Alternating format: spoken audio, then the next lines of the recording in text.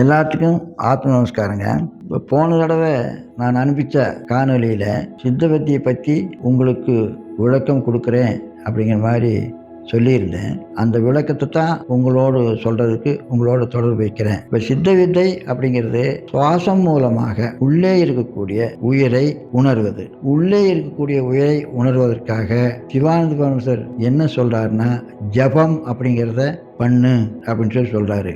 அந்த ஜபம் அப்படிங்கிறது என்ன அப்படின்னா, உங்க சுவாசத்தை உள்ளில் தொண்டைக்குழியிலிருந்து மேலே சுவாசத்தை காட்டி கொடுக்குறவங்க தொடர இடம், அந்த இடத்துல உங்க சுவாசம் வேகமாக ஏற்றி தொட்டு விட்டு, அதாவது காட்டி கொடுக்கிறவர்கள் தொட்டு கொடுக்குற இடத்தை தொட்டு விட்டு மீண்டும் கீழே தொண்டைக்குழிக்கு இறங்க வேண்டும். இது 10 நிமிஷம் செய்ய வேண்டும். இந்த 10 நிமிஷம் செய்வதற்கு பெயர் தான் ஜபம். இப்போ உங்களுக்கு அந்த விவரத்தை குருபரானந்த சாமி அதை ஒரு தெளிவாக சுவாமி சிவானந்த பரமஹம்சருடைய ஃபோட்டோ வச்சு போட்டிருக்காரு. அதை இப்போ உங்களுக்கு காட்டுறேன் பாருங்க. சுவாமி குருபரானந்த சாமி சிவானந்த பரமஹம்சர்கிட்ட பயிற்சி எடுத்த விஷயத்தை இதில் விளக்கமாக பதிவு பண்ணி வச்சிருக்காருங்க. எப்படிங்கிறது பாருங்க. சிவானந்த பரமஹம்சர் மேல் நோக்கம் வச்சிருக்காரு. அந்த மேல் நோக்கம் வச்சிருந்து என்ன கவனிக்கிறாரு அப்படின்னா, பாருங்க, மேலே ஒரு லைட் எரியுது பாருங்க, சின்னதா. அந்த லைட்டு தான் உயிர்.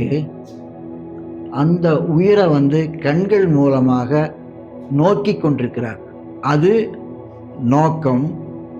அந்த நோக்கம் கண்கள் மூலமாக உயிரை உணர்வதற்காக செய்யப்படுவது.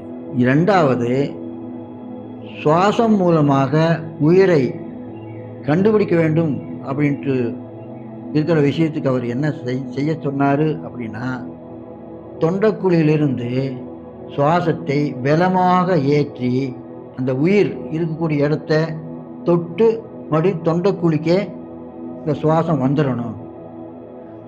அந்த மாதிரி செஞ்சால் உள்ளே இருக்கக்கூடிய உயிர் உணர்வு பெறும் அப்படிங்கிறதுக்காக குருபரானந்த சாமி இந்த ப்ரோக்ராம் போட்டு வச்சிருக்காரு.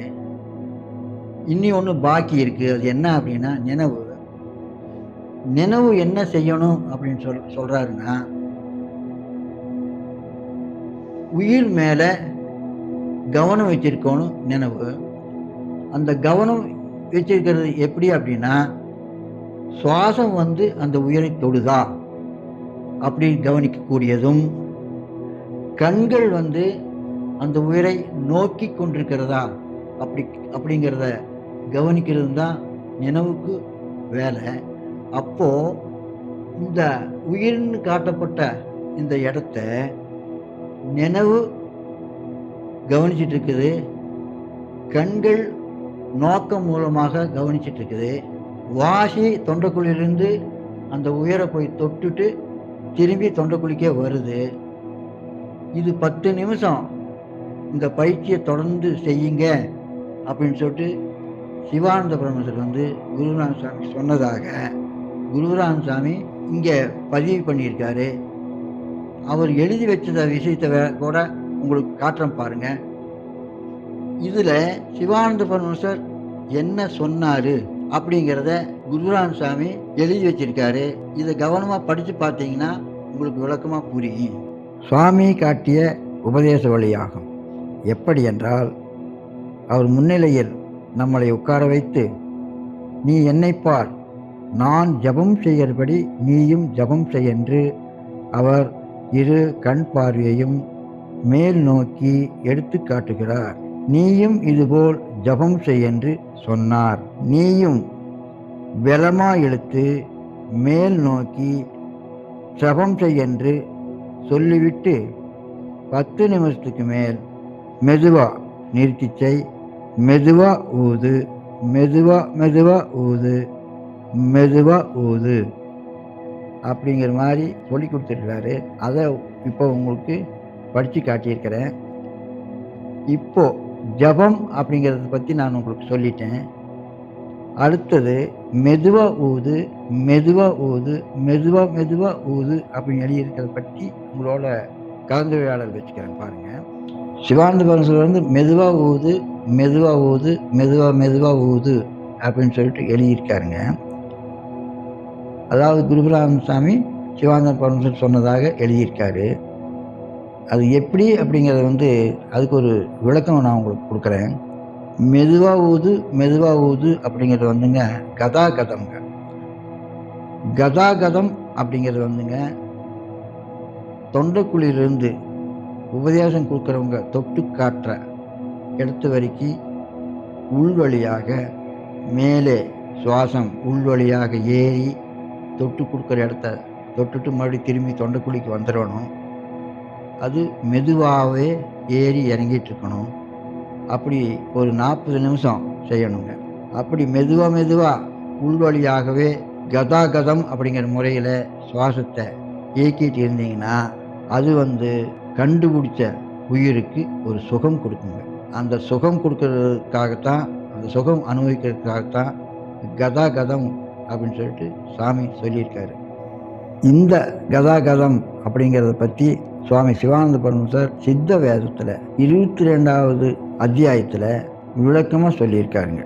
அது எப்படிங்கிறத நான் உங்களுக்கு சொல்கிறேங்க.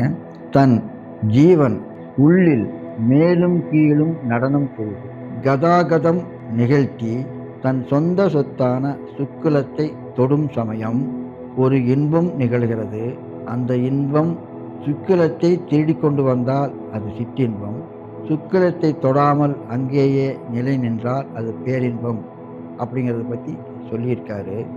அந்த சுக்கிலத்தை தொடர்றதுக்காக மட்டும்தான் இந்த கதாகதம் அப்படிங்கிற ஒரு முறையை அவர் விளக்கி கொடுத்துருக்காரு. அதை நீங்கள் சித்த வேதத்தில் 22வது அத்தியாயத்தில் கடைசி 3 தாள்களை படிங்க. அந்த கதாகதம் அப்படிங்கிறது என்னன்னு தெளிவாக உங்களுக்கு புரியும் அப்படிங்கிறத உங்களுக்கு நான் தெளிவுபடுத்துகிறேன். இப்போது ஜபம் அப்படிங்கிறத பற்றி தெளிவுபடுத்தியிருக்கிறேன். கதாகதம் அப்படிங்கிறத பற்றி சாமி சிவானந்த பரமஹம்சர் எப்படி சொன்னாருங்கிறது காட்டி கொடுத்துருக்குறேன். இதுக்கப்புறம் நிஷ்டை அப்படிங்கிறத பற்றி இப்போ நான் உங்களுக்கு சொல்ல போகிறேன். நிஷ்டை அப்படிங்கிறது உங்கள் உயிரை வாசியோகம் காட்டி கொடுக்குறவங்க எங்கே தொட்டு கொடுக்குறாங்களோ அங்கே உங்கள் கண்களின் நோக்கமும் உங்களுடைய நினைவும் நிறுத்தமும் உபயோகப்படுத்தணுங்க. வாசி தானாக இயல்பாக நடக்கட்டும், அது நீங்கள் இயக்க வேண்டாம். கண்களின் நோக்கமும் நினைவும் நிறுத்தமும் வாசி காட்டி கொடுக்குறவங்க எங்கே தொட்டு காட்டினாங்களோ அங்கே செயல்படணும். அப்படி ஒரு 10 நிமிஷம் நிஷ்டையில் இருந்தால் உங்கள் உயிர் வாசி காட்டி கொடுக்குறவங்களுடைய தொட்டு கொடுத்த இடத்துல நிலை நிற்கும். அதற்கு பெயர் நிஷ்டை. இந்த நிஷ்டையை தொடர்ந்து 10 நிமிஷம் பயிற்சி எடுத்துட்டு வந்தால் உங்கள் உயிர் உங்கள் சிரசில் நிறுத்தி பழகிக்கலாம்.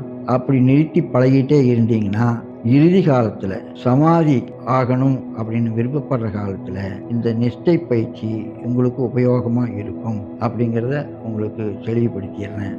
நிஷ்டை பற்றி சொல்லிட்டேன். ஜபம், கதாகதம், நிஷ்டை இந்த 3ம் கால அளவுக்கு தக்கபடி தொடர்ந்து செஞ்சிட்ருக்கிறதுக்கு பெயர் சித்த வித்தை. இந்த சித்த வித்தை எடுத்துக்கணும் அப்படின்னா அதில் சில சட்டத்திட்டங்கள் இருக்குது. அதன்படி நடக்கிறவங்களுக்கு இந்த சித்த வித்தை காட்டித்தரணும் அப்படின்ட்டு சிவானந்த பரமஹம்சர் சொல்லியிருக்காரு. அதை பற்றி உங்களுக்கு விளக்கமாக சொல்லிடுறேன். திருமணம் ஆனவர்களாக இருந்தால் கணவன் மனைவி இருவரும் வர வேணும். கணவன் மட்டும் எடுக்கிறதோ அல்லது மனைவி மட்டும் எடுக்கிறதோ ஏற்றுக்கொள்ளப்பட மாட்டாது.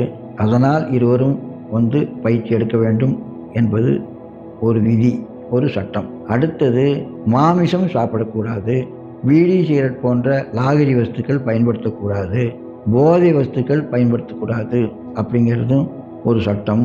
அதுபோக ஆபரணங்கள் எதுவும் அணியக்கூடாது, வெள்ளாடை உடுத்தி கொண்டு தான் இந்த பயிற்சி எடுத்துக்கணும் அப்படிங்கிறதும் சட்டத்தில் ஒன்று.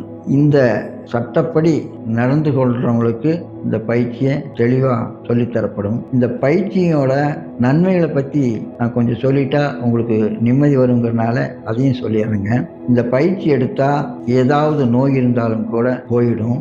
இந்த கதாகதம் அப்படிங்கிற பயிற்சியை தொடர்ந்து செஞ்சுட்டு இருந்தீங்கன்னா உங்களுக்கு நல்ல ஆனந்தம் கிடைக்கிறதோட ஆற்றல் கூடி கிடைக்கும். இது மட்டும் இல்லாமல் ஆயுள் காலம் அதிக நாட்கள் நீடிக்கும்.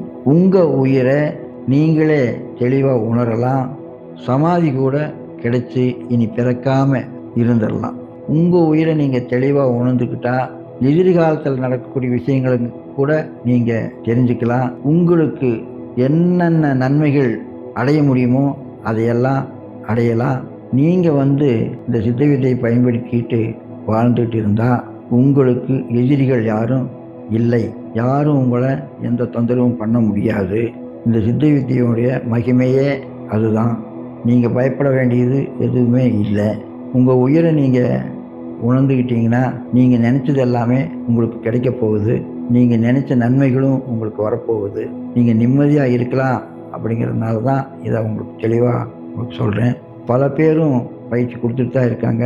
குருபரானந்த சாமி ஆசிரமத்துலேயும் இந்த பயிற்சி தெளிவாக கொடுத்துட்ருக்குறோம். விருப்பப்படுறவங்க உங்களை பற்றி தெளிவாக தெரிஞ்சுக்கணும், அல்லது இந்த சித்த வித்தையை பற்றி தெளிவாக தெரிஞ்சுக்கணும் அப்படின்னு விருப்பம் உள்ளவங்க என்னுடைய செல் நம்பரை தொடர்பு வச்சு பயிற்சி எடுக்கிறதுக்கு வரலாம்.